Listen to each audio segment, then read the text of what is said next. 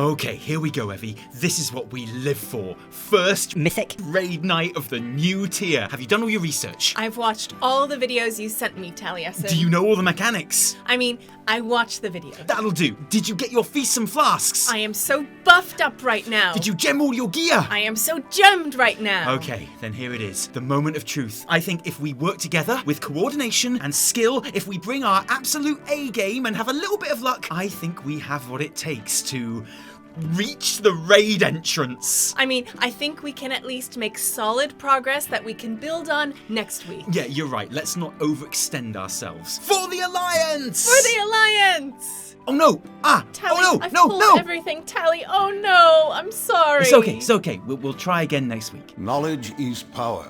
Hello, Internet. Taliesin here, and welcome to another episode of the Weekly Reset, in an episode which I am now recording for the third time. Yes, this is the third version of this that I have written and edited, and it's for one obvious reason. The Mythic race to World First, and the never-ending drama and controversy and frankly brilliant play that has all made it probably the best race to World First ever. Certainly since it's been something that we can all watch. And I promise, if all that usually isn't your bag, then stick with me on this one because I swear it is worth it. And if it's still not your bag, well, there's lots more to talk about too, like the new Covenant campaign quests and accompanying juicy mother and son one-on-one action, which now I say it out loud sounds a bit like a search term on Pornhub, but it isn't, okay? Let's be very clear about that. We have news on 2 massive new lore books, all of which we will be talking about after the reason I know you're all really here.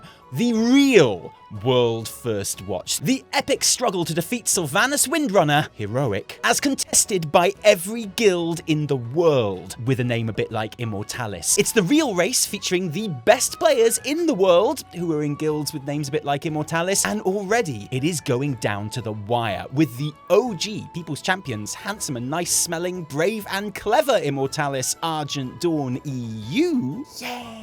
Sitting in joint third place at the time of writing, with only new contenders Presidio Immortalis and reigning champs Norska Immortalis, who everyone knows absolutely cheat and also never tip their delivery guy, and also their favourite Avengers movie is Age of Ultron. What I'm saying is they're bad news, you can't trust them. Ahead of us, and yeah, okay, so Norska Immortalis are considerably ahead of everyone else at this stage, and I'd kind of be very surprised if they didn't win, but hey, you never know, because heroic Sanctum of Domination is actually really hard. Right now, only 264 guilds have actually killed Sylvanas at that difficulty, which is absurdly low. A difficulty which perhaps hasn't really translated into the Mythic race to World First, which, and yeah, this is the problem with having a scripted show that takes a day or so to make. The first draft of this video, which got recorded and edited, so only like 10 hours of work, had Echo and Limit and Big Dumb Guild and Method all progressing Sylvanas Windrunner, and I was like, honestly, it is hard to bet against Echo for this one. And that was that. Video finished. But then it looked like the race was actually going to end on Sunday as I was getting ready to put that episode out. So I was all like, well, I'll just hold off, do a little insert talking about whether the raid is too easy or whatever, since it's going down in one reset. And then something happened Sunday night, which has resulted in this. A whole new script and recording, and it's Monday as I write this, and right now, the race is still in full swing. I don't know if it will be for much longer, but that's just a bullet that we have to bite. So allow me to explain to you the story of what has happened here. Oh my god. And first up, this race is really good. Like, it's brilliant, and you know me, you know I love me some World First race in a new raid, especially since the entire event has become one massive great Twitch orgy of different guilds streaming their progress and comms, and often putting together their own coverage of the event, with a smorgasbord of great casters and other community members chipping in with their expertise. Shout out to this race's breakout star, in my opinion, Hula Hoops from Raider.io, who is just always brilliant. So I'm pretty easy to please, honestly, but I was not alone in thinking that so far, this has been easily one of the most enjoyable races that we've ever had, even before the events of Sunday night. And it's not because it's an especially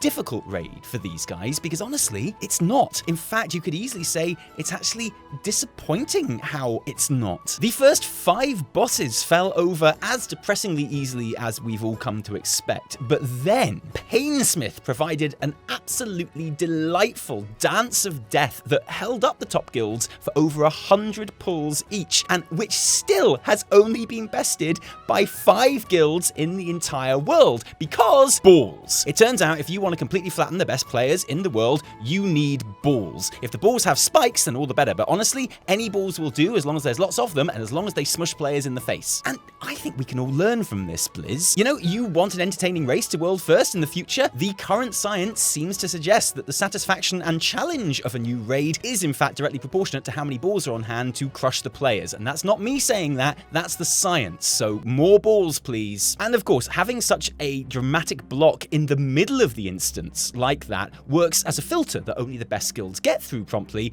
but also as an equalizer of sorts that allowed those best guilds to catch up to each other somewhat, resulting in a race that has been nail-bitingly neck and neck ever since. And with that in mind, it's a shame that the next 3 bosses didn't measure up to that level of difficulty, going down in an almost embarrassingly low amount of attempts. Like, if Guardian of the first ones is the best protection that the first ones had, then it's kind of easy to see why there don't seem to be any first ones around anymore, you know? Fate Scribe disappointingly didn't require anything like the level of coordination that people had hoped and prepared for, and Echo got world first on Kel'Thuzad, through skipping a bunch of ads by pulling them with a non-tank druid, dying, and then using the tank battle res trinket, which drops from Fate Scribe to get back up. And by the way, in no way is that an exploit. It is big brain, awesome tactics, and Echo deserve all of the credit for doing it. And as a viewer, it's obviously really fun to watch those big brain plays, but also as a viewer, you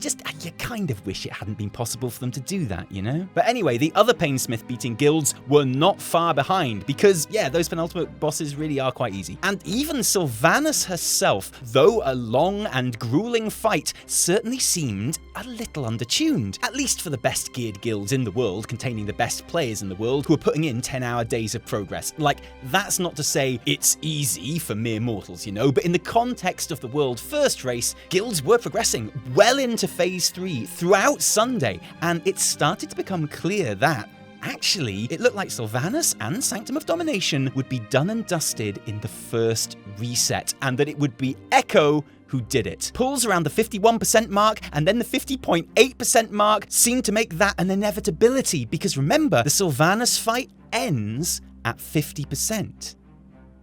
And we knew that there wasn't set to be a secret Mythic phase because Blizz had said as much, but there was a lingering doubt that perhaps in Mythic, Sylvanas wouldn't finish there, and that although not transitioning into a separate phase, she would just last longer. Past that magical 50 mark, there was talk of data mining from the 6th of July implemented into the game on the 8th of an aura for the fight that appeared to be the trigger for the end cinematic to play. The value was 50 for normal and heroic, but 45 for Mythic. I know it's a question that I've been asked for the last week, whether I thought the Mythic fight would end at 50%, and I always said I thought it would, but it was still a suggestion that was always there. When I logged into Discord with my guild hours before Echo's climactic pull, everyone was following the race and asking, do you think it'll die at 50% or not? It was half a joke, but also half not a joke, you know? And so it came to Echo's last pull of the night, in a raid and race where honestly,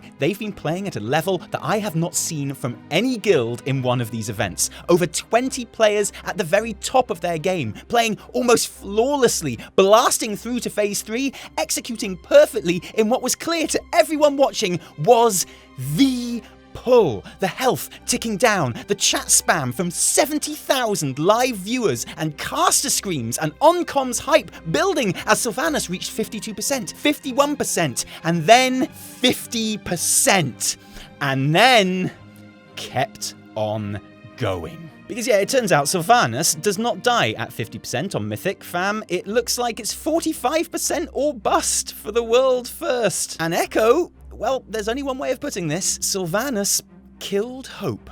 And honestly, there is nothing that I can do to convey to you the drama of this moment, the dismay from the Echo Raiders as they wiped at 49.6%, knowing that they still had it all to do, the shock in the community that they weren't in fact here, except they were here, but I mean, they weren't here for the thing that they thought they were here for. Because here's the thing, this is a history right here, and a moment Raid fans will remember and talk about forever. A true wildcard pulled by Blizz, a troll even, and let's be honest, a truly magnificent moment in terms of spectacle. And that was definitely the attitude on the forums, where viewers of the race were buzzing with the thought of the best world-first race ever still having more drama to come after a vicious twist in the tale, a feeling that we were privileged to be watching it all unfold live, and whatever happened next, we'd all remember where we were when no, it was a shit show, obviously. This is a shit show by the Blizzard developers. 9.1 fiasco continues. Hilarious. What a way to give an advantage to Limit. Kinda disgusting. Wouldn't be shocked if Blizzard manages to kill RWF by stupidity. Blizzard actual fishing fish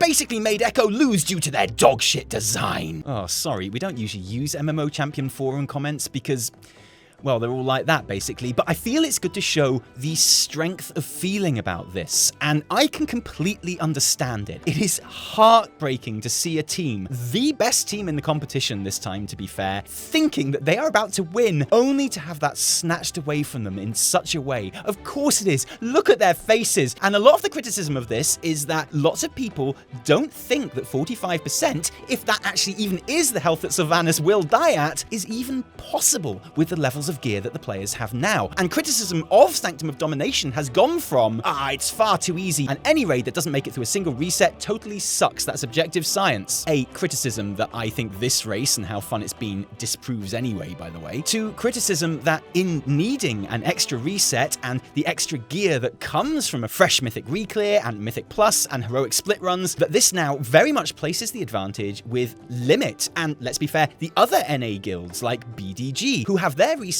16 hours earlier than Echo and the other EU competitors. And that absolutely is a fair criticism, but it's not a criticism which is caused by Sylvanas needing 55% of her health deleted on Mythic rather than 50. That's just a criticism of the race to world first in general. It was a similar story in Nathria, where Denathrius was mathematically impossible to kill in week 1. Advantage NA. So yeah, sure, there may well be a conversation to have about the possibility of global resets in the first couple of weeks of a new raid. My thoughts are, and I'm still thinking about this, someone is still going to have major time zone advantages, and it's not going to make people as happy as everyone might assume. And that's before you even get to the fact that Blizzard have always said they don't want anything to do with the race to world first. Something which I suspect suits the big guilds who make all the money out of it just fine, whether they win or lose. But whatever, my point is that it is a separate issue from Sylvanas' health, because, you know, all human empathy for Echo aside, who I think really do deserve the win, and Mr. GM, who deserves to cast for the winning team just once in 4 attempts. Have you thought about that, Blizz? Have you thought about Mr. GM? But looking at it as purely a viewer and a fan, which is basically all I am, I love this. I love this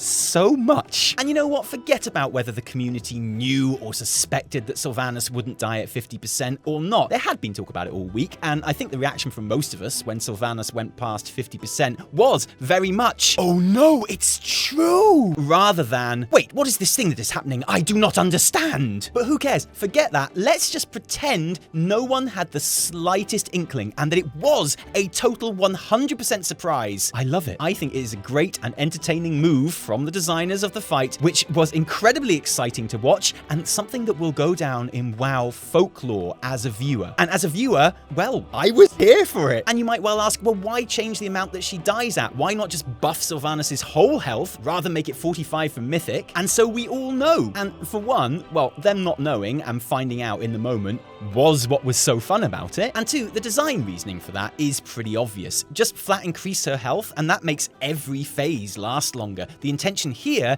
is just to require a higher DPS check on phase 3 without lengthening the preceding phases, and I think that's good. Subjectively, as a viewer, I think this twist in the tale, this troll, which is totally on brand for Sylvanas as a character, by the way, has made a race which was already the best in recent memory even better, even more exciting, even more tense and dramatic. I was saying yesterday that I didn't want this event to end, and I got my wish. And I think when everyone gets over the emotional turmoil of last night, that will be the prevailing community feeling too, and that would definitely be helped by an Echo win, which, and yes, the race is still going on as I write this, but I think they could still do it before the reset. Gingy certainly seemed to think there was a chance this morning. Echo are the best geared and best performing guild in the world right now. If anyone can kill the Banshee Queen and take the world first before reset, it's them. I think there is every chance that you are watching this video in a post-Sylvanas world, and if not, if Limit or BDG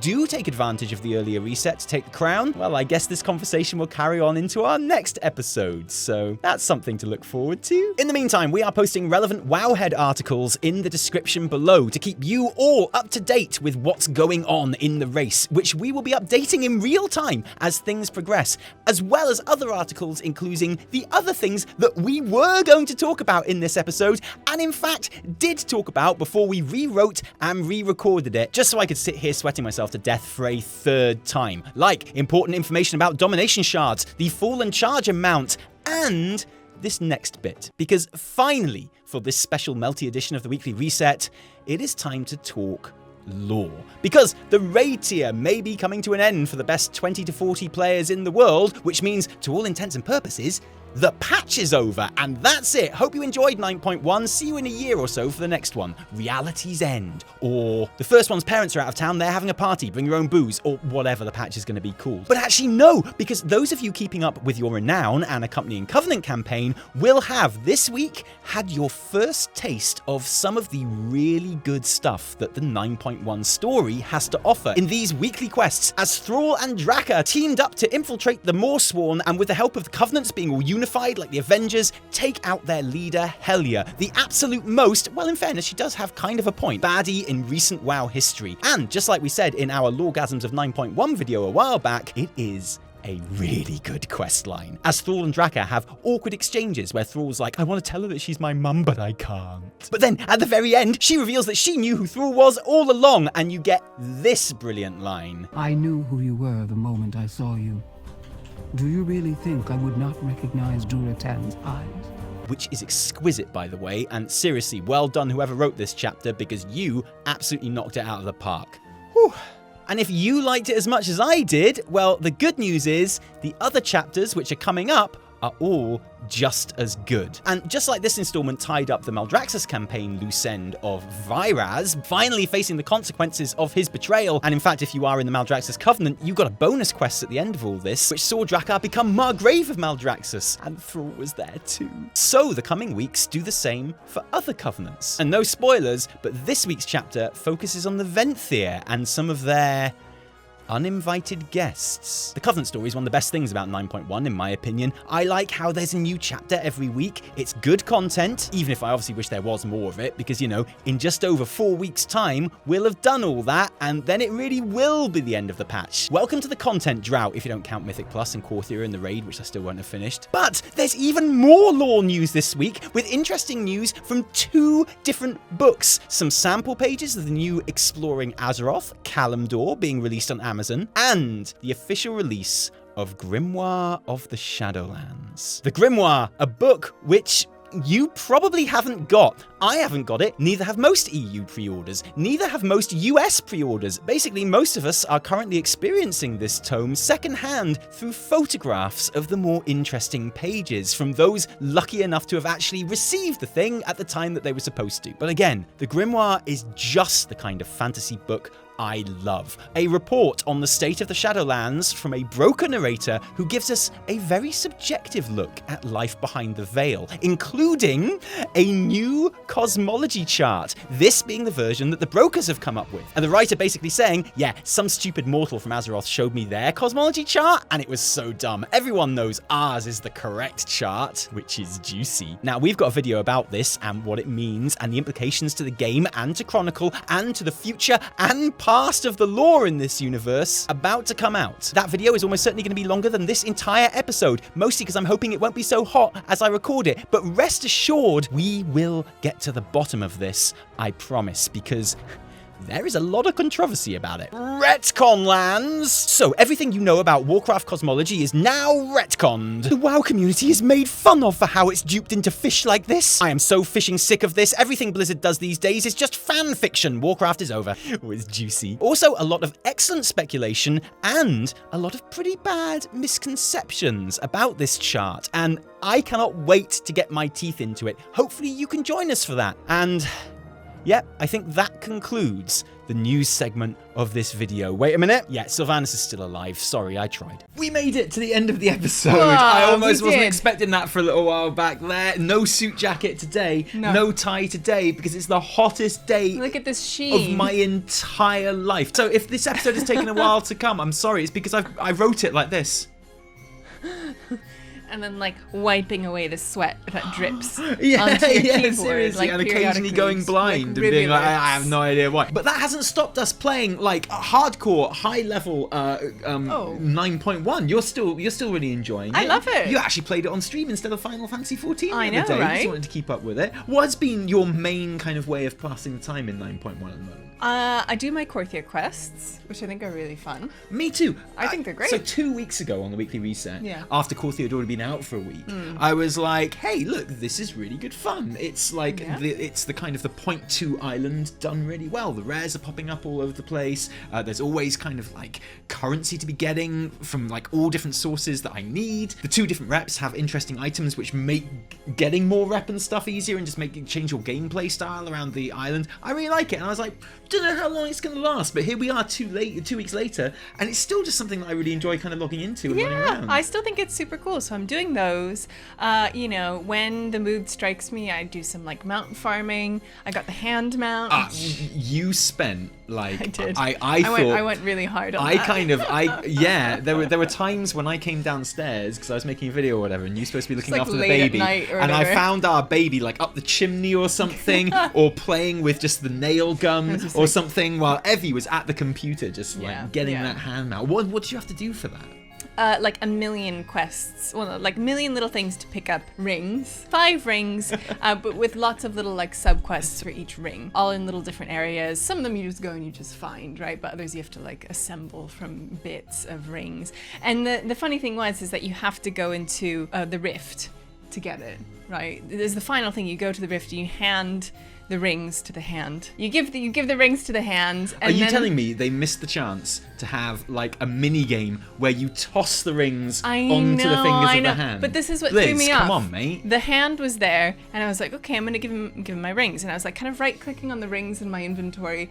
I'm like, what am I supposed to do? And then I saw a button. I'm like, oh, I'll press this button. Oh, and it was the button to leave the rift. And then I didn't have any more rift keys. And someone And also very you- generously had given me their like shared rift key, and I was like, oh. Anyway, long story short, I ended up getting it the next day because I got a rift key, and I did it. It's great. Anyway, I love the hand, but yeah, when I'm not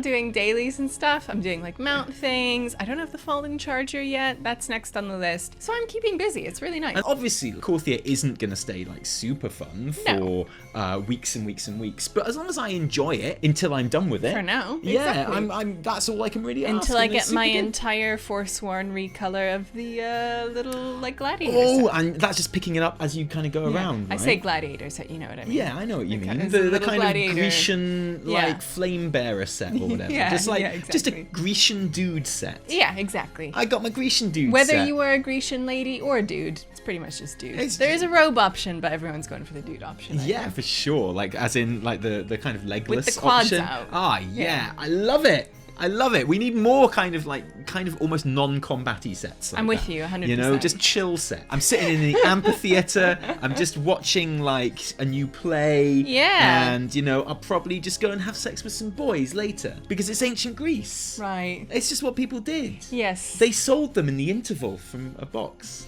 Like ice cream. Yeah, exactly. He's like, oh, go and get me a boy. All right, Socrates.